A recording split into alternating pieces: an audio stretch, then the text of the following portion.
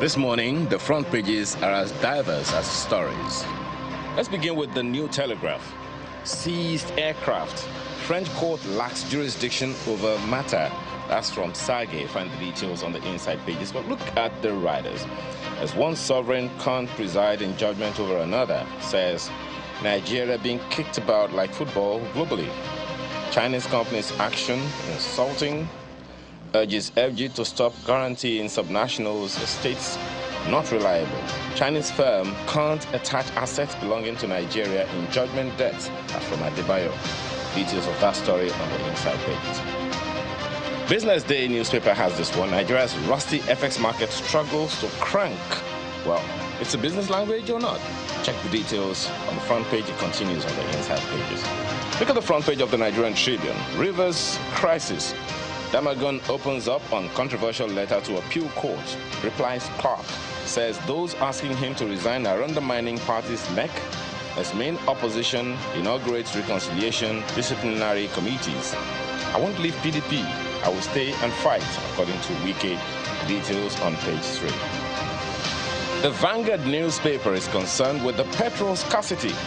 Petrol scarcity worsens as marketers load at 780 naira per litre. Transport fares rise by over 200%. Transporters lament impact on business. Nigeria becoming failed state. That's coming from Pengasan.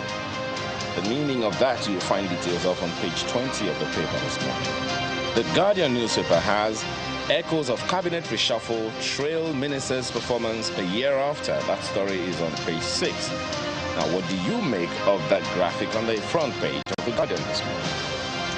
Daily Trust newspaper, airstrikes killed 5 Boko Haram commanders in Borno. That's from NAF.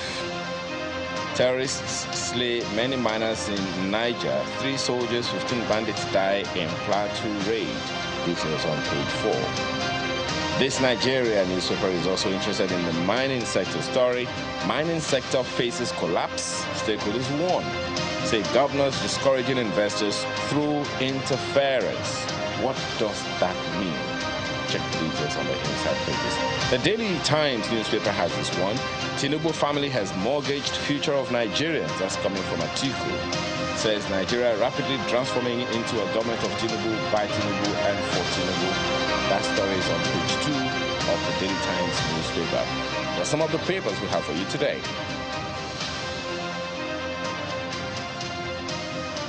Those are the headlines this morning, and I'm going to start with the Punch.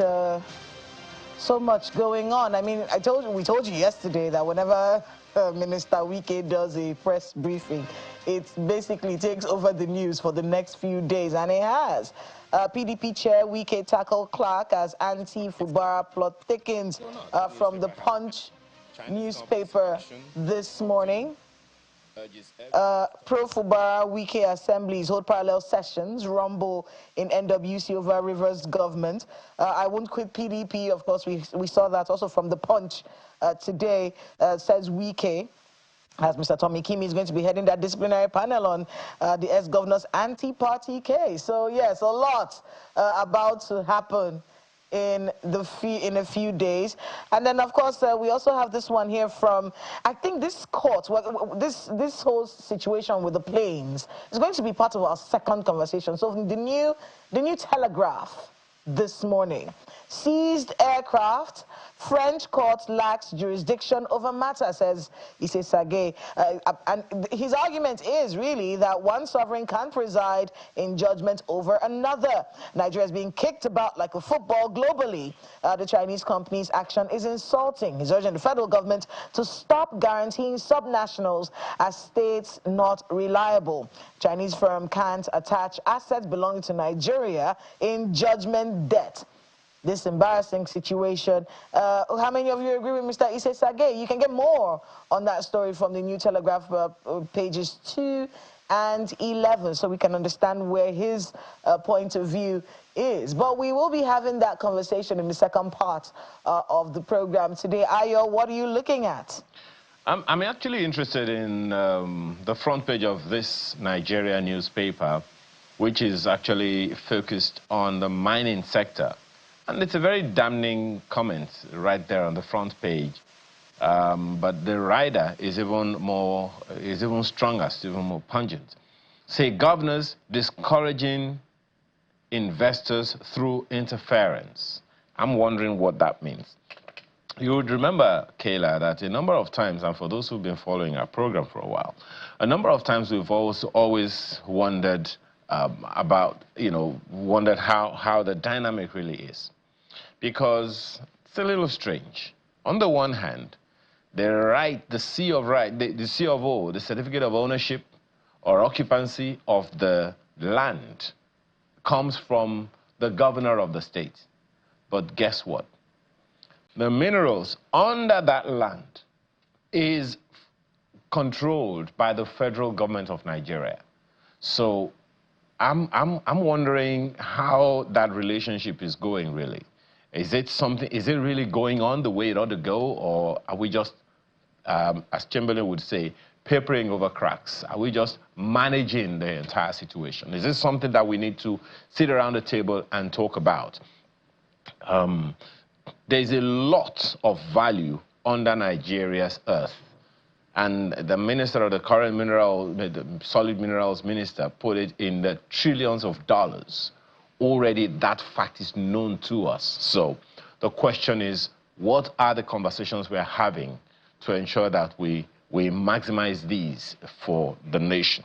We also know that there have been quite a number of comments made by several people about the fact that the solid minerals is a major reason for insecurity in some of these countries.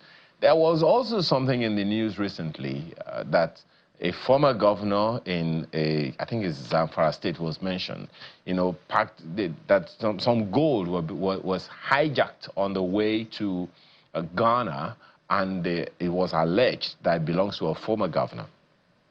Is that story dead? So this interference that is being alleged, and the stakeholders are warning, I hope it is something that is in the view of the solid minerals minister and solid minerals ministry.